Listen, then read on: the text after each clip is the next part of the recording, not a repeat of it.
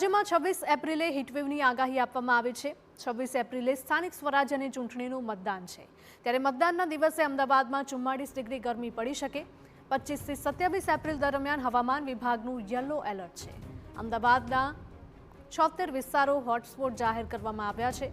દક્ષિણ પશ્ચિમ રાજસ્થાન પર સર્જાયેલી સાયક્લોનિક સર્ક્યુલેશનની થશે અસર।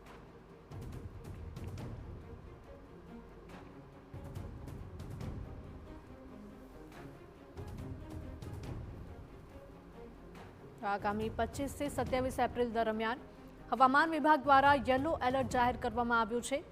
મતદાનના દિવસે રાજ્યમાં કાળઝાળ ગરમી પડવાની સંભાવના છે।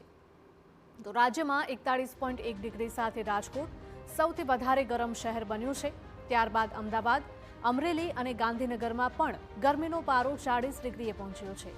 જ્યારે હીટવેવની અસરથી મતદાન પર પણ અસર પડી શકે છે, તો બીજી તરફ કાળઝાળ ગરમીની વચ્ચે વાતાવરણમાં પલટો આવવાની પણ શક્યતા છે। હવામાન વિભાગે રાજ્યના કેટલાક ભાગોમાં માવઠું થવાની શક્યતા વ્યક્ત કરી છે। જોકે વરસાદી આગાહી છતાં પણ ગરમીના પ્રકોપમાંથી મુક્તિ મળવાની આશા નહીવત છે। અમદાવાદમાં આગામી 7 દિવસ માટે યલો એલર્ટ જાહેર કરાયું છે। સ્થાનિક સ્વરાજ્યની ચૂંટણીમાં તાપમાન 43 ડિગ્રી રહેવાની આગાહી છે। સેટેલાઇટ ડેટા અને એઆઈ ટેકનોલોજીથી શહેરના 76 વિસ્તાર હોટસ્પોટ જાહેર થયા છે। નાગરિકોની સુવિધા માટે એએમસીની સાઇટ પર ક્યુઆર કોડ જાહેર।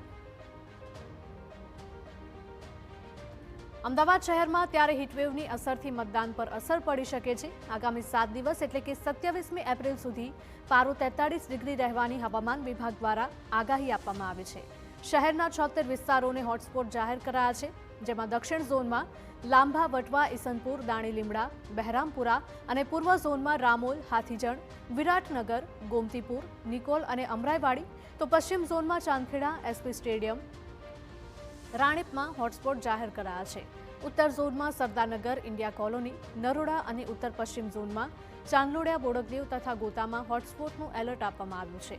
દક્ષિણ પશ્ચિમ ઝોનમાં સરખેજ, મક્તમપુરા અને મધ્ય ઝોનમાં શાહીબાગ વોર્ડ સહિતના તમામ વિસ્તારમાં એલર્ટ આપવામાં આવ્યું છે।